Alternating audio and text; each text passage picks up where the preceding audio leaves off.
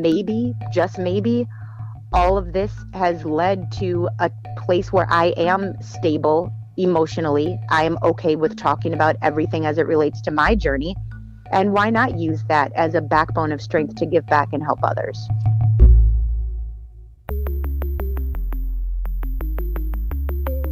Who am I? Who am I? Who am I? Who am I? Who am I? Who am I? Who am I? This is Who Am I, Really? A podcast about adoptees that have located and connected with their biological family members. I'm Damon Davis, and today my guest is Marni. She grew up in Madison, Wisconsin, in a transracial family that lived in a predominantly white community. But everywhere they went, they were stared at. The attention their family received was a constant reminder of their racial diversity. But her father seemed to have wise and crafty ways to turn the tables to make his own children feel more comfortable. Still, Marni always wanted to find her biological family. So on her 21st birthday, that's exactly what she began to do. Initially, she thought things with her biological mother were going to be great. But it turned out that her biological father was the one that she truly had a connection with. I asked Marni to tell me what life was like as an adoptee in her family and in her community. Marni recalls her childhood as one challenged by racial identity.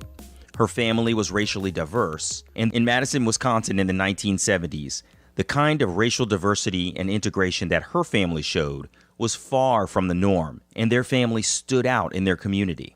We had a rainbow coalition, if you will, of a family in the early 70s in Madison, Wisconsin, which wasn't exactly popular. Mm-hmm. And although my parents did, I think, everything they could to normalize something that really was not normal by society's standards, it was still rough because we would go places and people's jaws would drop. My family is pretty into outdoor sporting, for example, camping, canoeing.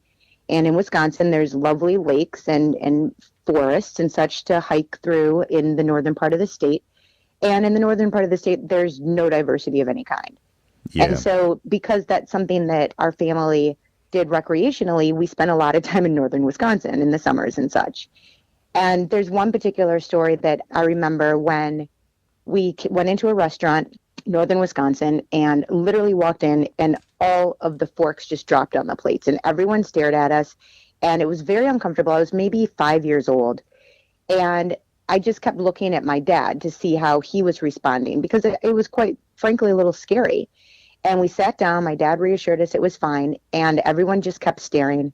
And my dad said, "Look at their shoes. Just stare at people's shoes." Mm-hmm. And I thought, okay, if dad says so, we're going to stare at shoes. So we're all staring at people's shoes. And one by one, people start kind of out of the corner of their own eyes looking down at their feet. Mm-hmm. And then we kind of started snickering. And my father never, ever said anything about that incident ever again. And it was years later that I realized the brilliance of my father because it was as silly for them to be looking at us is as silly as it was for us to look at their shoes. Mm-hmm.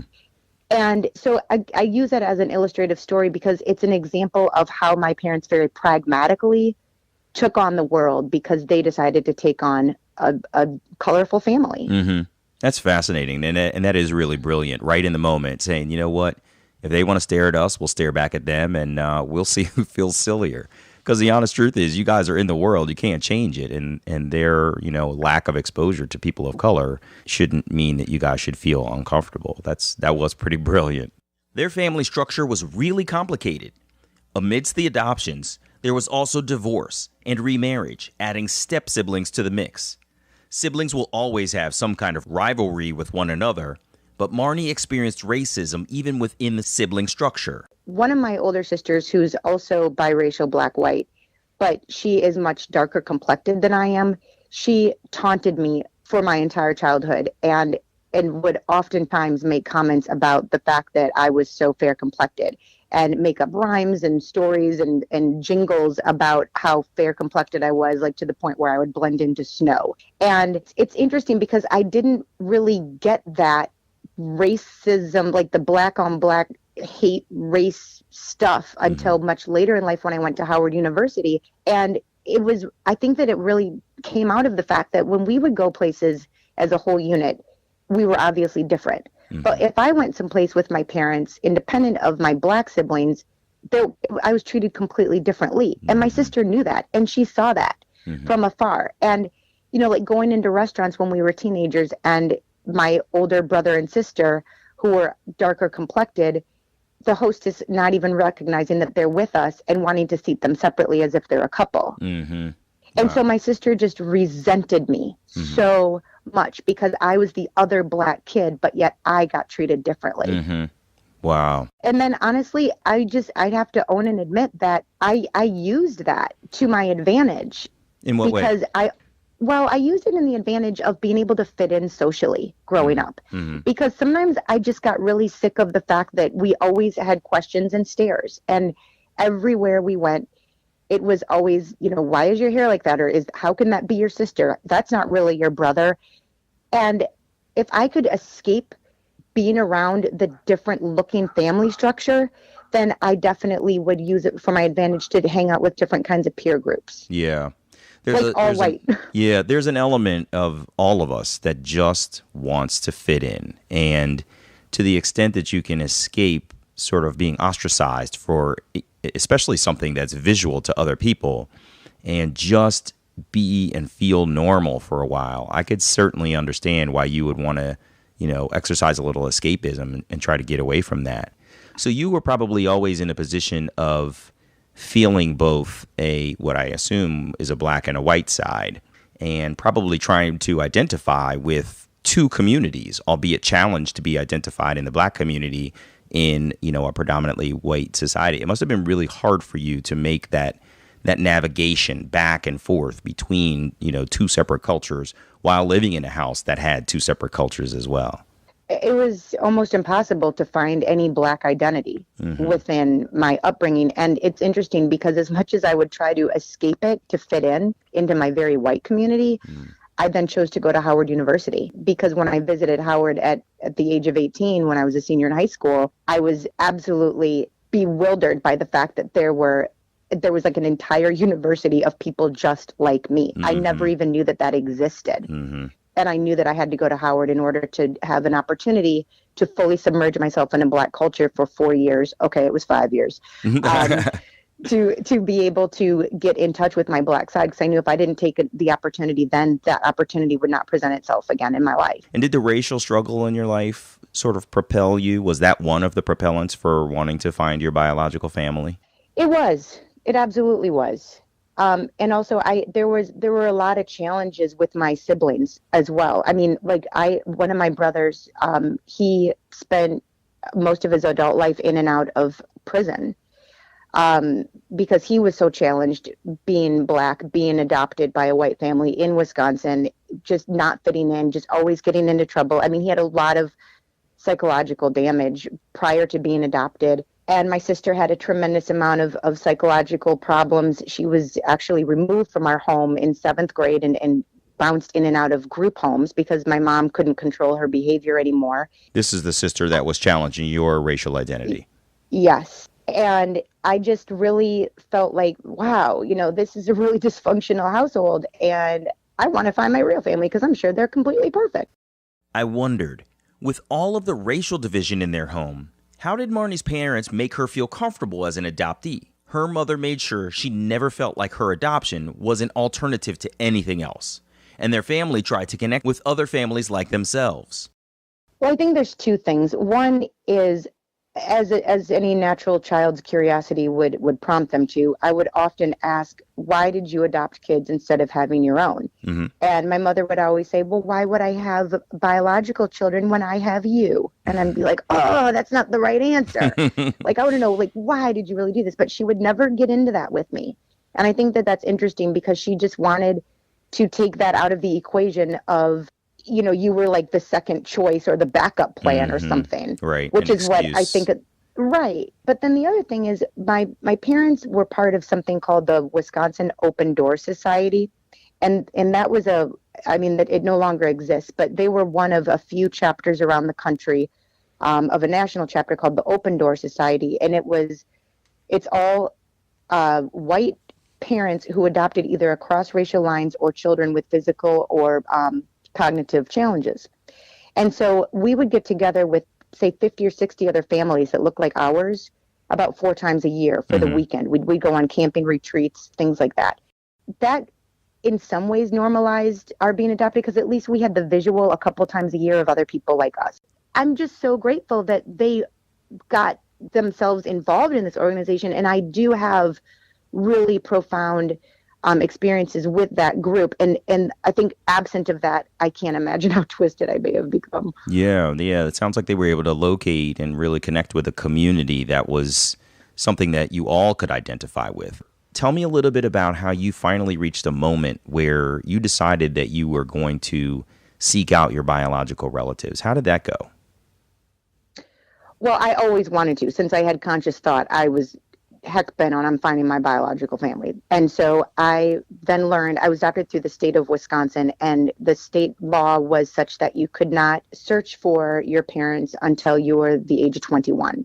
So I think on my 21st birthday, I filled out the application and sent it in. And then they said to me that it's about a 2-year wait to search because they're understaffed and underfunded in that particular office. So I waited the 2 years, and almost 2 years to the date, I got a call and they said, okay, we're ready to start your search. And it was going to be $100 an hour to do the search. So I, at the time, was a senior at Howard University. So, $100 was like $1 million. But I went through the coat pockets and cushions on the sofa and found, $100, sent it off. And then it took 2 hours of search.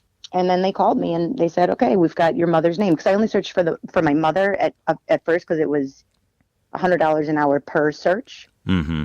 And I thought, well, if I can find the mother, then hopefully she can tie me to the father. So in Wisconsin, the child always has their right to privacy. And so what happens is the state then goes to the records. They find her. They locate her. They contacted her, asked her permission to give her contact information to me.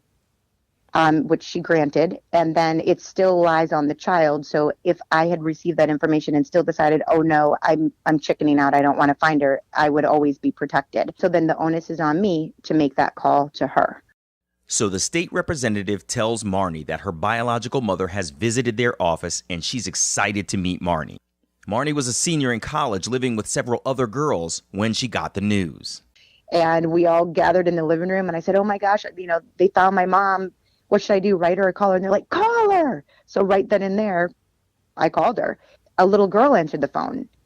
And I said, hello, can I speak with Carolyn Tyler? And the little girl said, Mom, phone. And I thought, oh my gosh, I've got a little sister who's like little. That's so cute. Yeah. So then she got on the phone and I said, hi, Carolyn, this is Marni. And she said, oh, I've been expecting your call. My baby Robin. And I said, because I knew that she'd named me Robin when I was born. And I said, well, yes, but my parents named me Marni, so I'm no longer Robin. Then we talked for a long time. We talked for a few hours. And How then, was the connection? Well, it's interesting because in the beginning, it was really exciting. We seemed to have a lot in common. She was very high energy, absolute open book, told me everything, shared that she'd been waiting for this call for the last 23 years. And that this was just the crown jewel of her life to be able to finally connect me. And she said she just prayed every day that I would come back to her. After she graduated from Howard University, Marni returned to Wisconsin to meet her mother and her younger siblings. Her adopted parents even got the chance to have lunch with her mother during a lovely afternoon visit. Her mother arranged for what Marni called a wonderful, wonderful reception. And things were going great at first. So as time went on, things got a little bit peculiar with my relationship with her. And the highlights of that are when I became pregnant with my first son. And I should back up and say that I had several miscarriages before a pregnancy that went to full term. And I shared that with her because we spoke a lot. We became close. Mm-hmm. This was now a 2-year period of time that we became very close. So my son was born in February. That Christmas before, I got a Christmas card from her with a picture of a baby on it dressed up in an angel costume. And it just said, just what you always wanted, Merry Christmas. okay, fine. I thought nothing of it. I thought because she knew I was pregnant, I was toward the end of the pregnancy. We're thinking it's a green light this time. And yeah, I always wanted a baby. So yay. She calls me a few days later and said, did you get my card? And I said, yes. And she said, oh, well, what do you think about your baby brother? I about dropped the phone. I said, that you had a baby? And she said, yes. So we were pregnant at the same time. She never tells me this. She's, 30 years older than I am. And she said, yeah, well, I know you always wanted a full biological sibling. Now you have one. And I said, wait, you're with my father? And she said, no, but I met a man who looks a lot like how your father looked when we were together. Whoa. And I thought, okay, that doesn't make this child my biological sibling. Oh, and by the way, I never said that I wanted a biological sibling. As I said earlier, I've had enough siblings in my life. That's one thing I don't need more of. She thought she was gifting you another sibling? Yeah. And I thought, okay, this is terribly strange. I'm sorry. Let me pause you for a second. Did you get the impression that she did this for you? Yes, absolutely. She went out and got pregnant in order to give you another biological, or at least half biological sibling.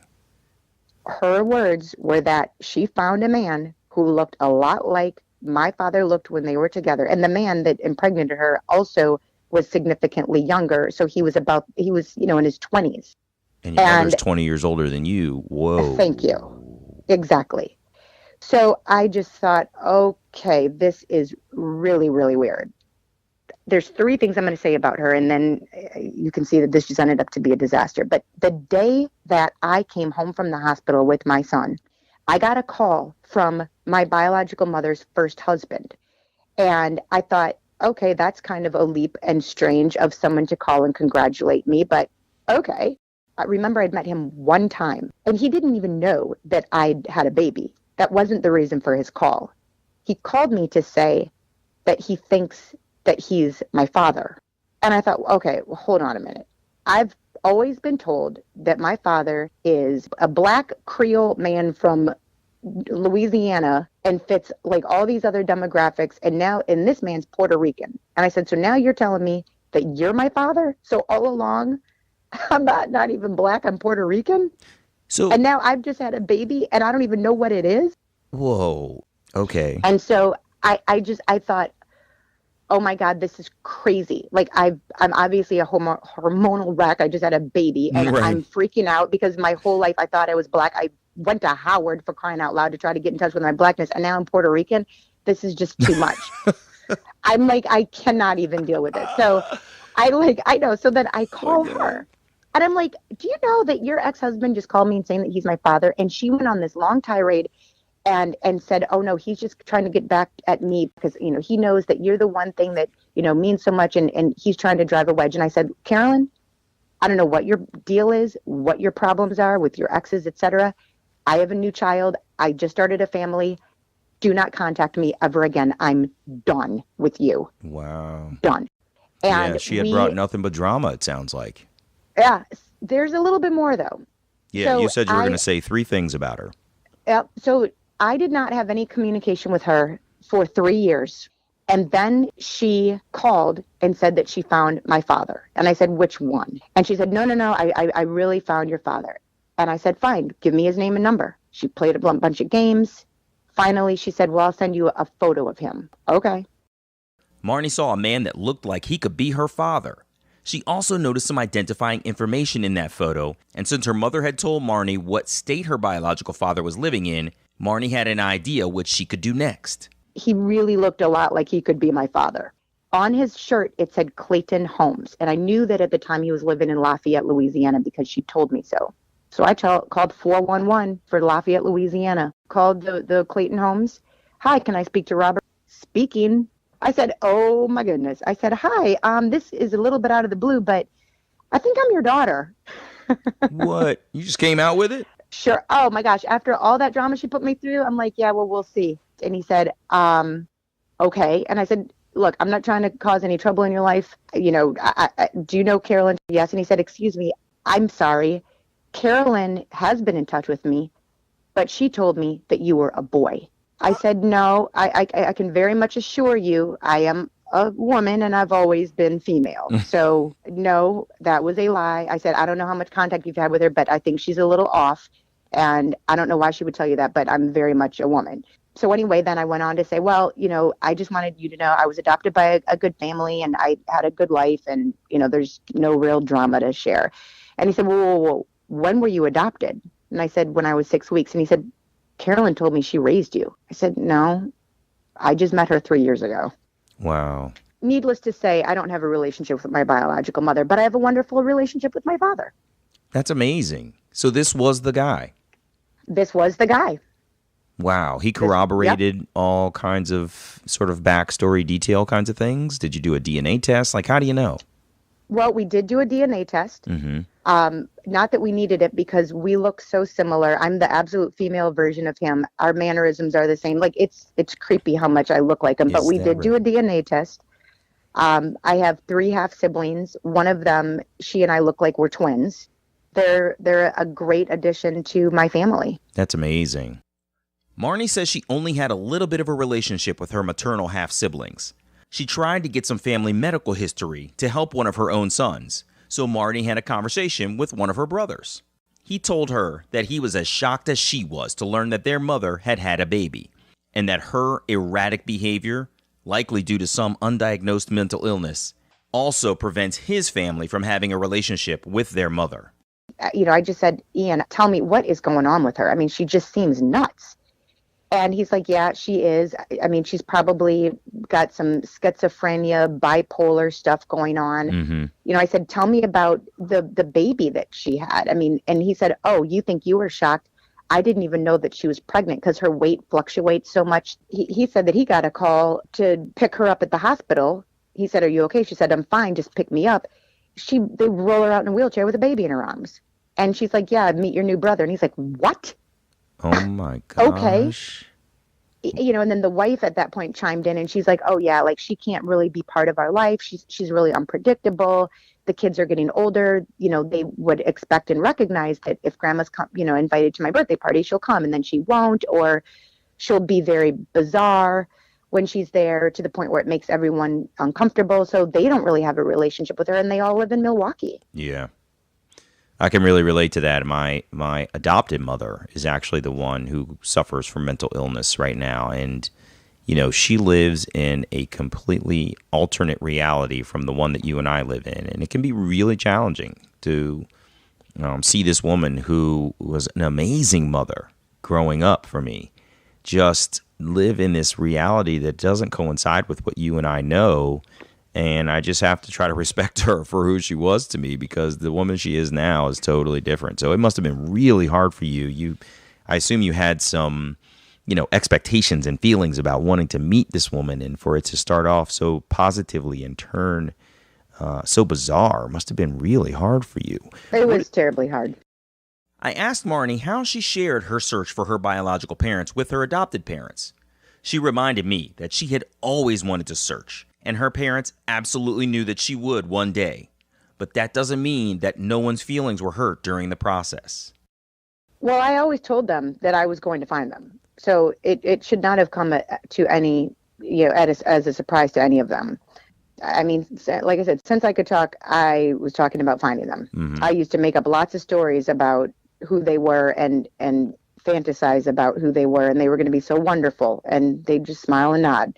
So when the day came, my mother was very, very hurt and upset. My father was very supportive, though. And it really hurt me that my adoptive mother was so upset by it because A, I told her all along I was going to find them. And B, it wasn't ever to replace her. It was a natural curiosity that is my right to be able to search and find out where I came from. And I don't think there's anything unnatural about someone being curious and wanting to know. And so my mother was very difficult about it. And it didn't make the process easier or more comfortable in a process that's already has a lot of emotion associated with it. Yeah. And she added to a lot of anxiety that I really didn't appreciate. I want to just push on that for a quick second, because the way you expressed it to me a moment ago, and I'm not sure if you intended it this way, but you actually sounded like there was a little bit of, when I find them, they're going to be better than you in your voice, the way you just said it. And I don't know if you intended that, but it came out when you just said it like,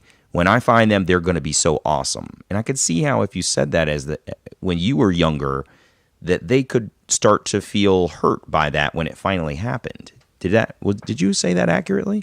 Oh, yeah. I mean, my household was upside down. I mean, my siblings were crazy in and out of the house. My parents divorced. My mother, she remarried a lovely man, but prior to her getting remarried, she was putting herself through law school, dealing with difficult children. There was a chunk of my childhood that was a really, really hard time. I see. My father moved away to New York, and I just adore my father. When he moved to New York, it was very, very painful. My mother and father have not spoken since they divorced in 1979. That was always a contentious thing. And so absolutely, I was like, I'm out of here. This is nuts. I see. And it may have been hurtful to them, but at the same time, there was a lot of stuff that was pretty unstable in my household for a long period of time. And I was desperate to find an escape valve.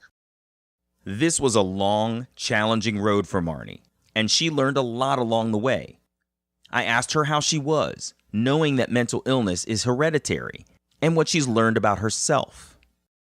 So the first part, do I worry about mental illness or physical illness, et cetera? No, because I feel like if it's going to happen whether I know it runs in my family or not, because after all, it's already happened with my son being diagnosed with something called Crohn's disease, which is a hereditary autoimmune disease. And so who gave it to him and what genetic strand doesn't matter. He's got it and we have to deal with it.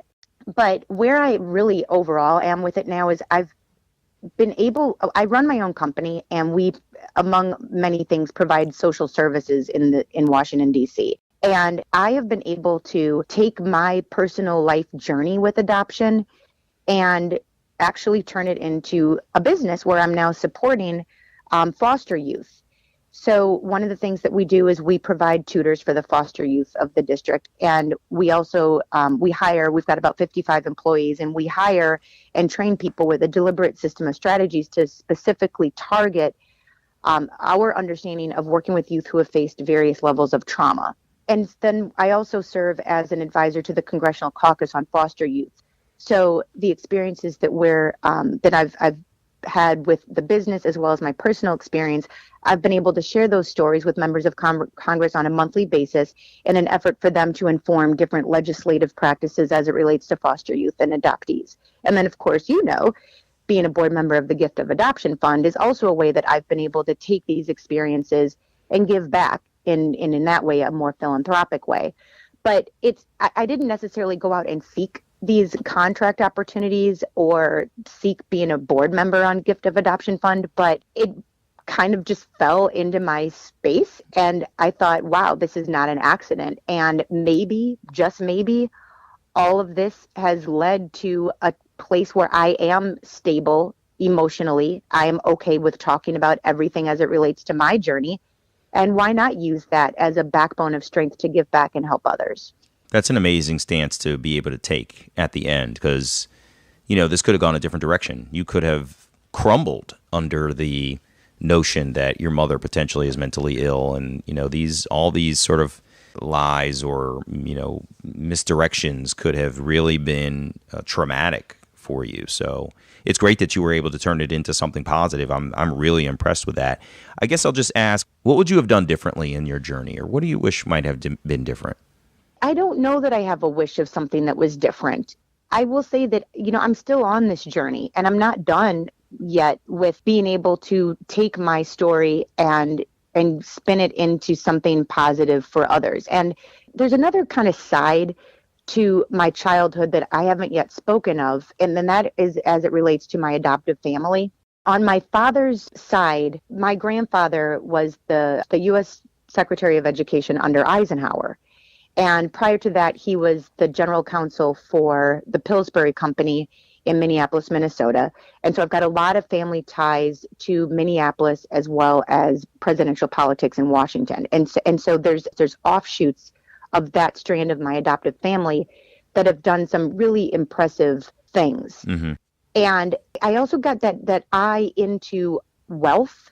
I got that eye into power, and being seated at the table, be it not my own mom and dad's family table, but going to family functions, seeing this whole other side of like deep, deep pockets and deep, deep power was also this other part that made up who I am. And I always felt intrinsically responsible to do something with not only my very humble beginnings of being like a throwaway child to the welfare department of Wisconsin, to them being thrust into this family that, yeah, we have our own in our house dynamics that were dysfunctional with these siblings and this experiment my parents tried and it didn't go, I think, the way they wanted.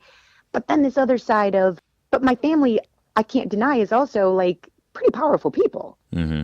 So what can I do to bring all of this together? And like my cousins, they've done like really big stuff, but none of them have ever taken all of our experiences and put it back into social service work. Mm-hmm. And I just felt like maybe that is my role in this because I'm the one that came out of social services. Mm-hmm. And so I really feel like I am the carrier of the torch of a lot of things that my grandfather did.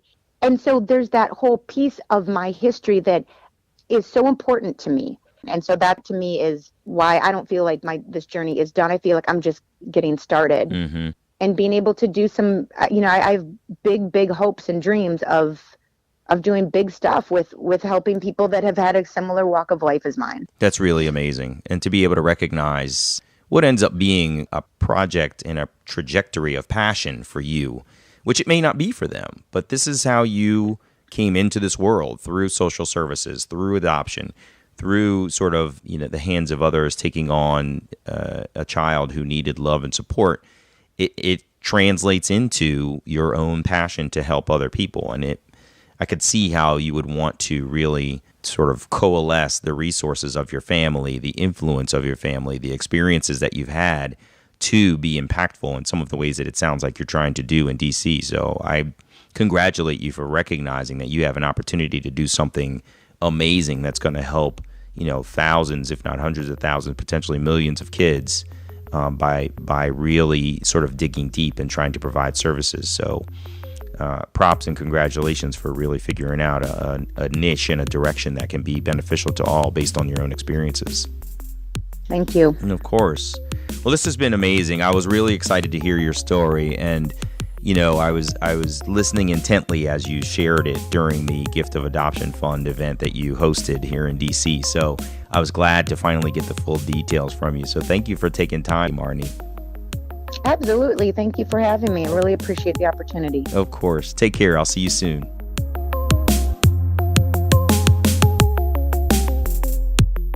Hey, it's me. Marni recalls her childhood as one challenged by racial identity. As she grew up, her community was still trying to get used to the idea of transracial families. She experienced racial tension within her own family with one of her other siblings, and her own biracial heritage seemed to compound her internal desire to truly identify with her own biological family. Her story really exemplifies that you just never know what you're going to get when you start to search. Marni initially thought she was going to have an excellent connection with her biological mother, only to find out that mental illness was blocking a true connection. Fortunately, she was able to get information about her biological father to make an even deeper connection with him. I really liked that Marni said that she was still on this journey, and she's trying to turn her experiences as an adoptee into something where she can be influential for others in foster care and adoption nationwide. I'm Damon Davis, and I hope you'll find something in Marni's journey that inspires you, validates your feelings about wanting to search, or motivates you to have the strength along your journey to learn, who am I, really? If you would like to share your story of locating and connecting to your biological family, visit whoamireally.podcast.com/share. You can also find the show on Facebook or follow me on Twitter @WAI Really.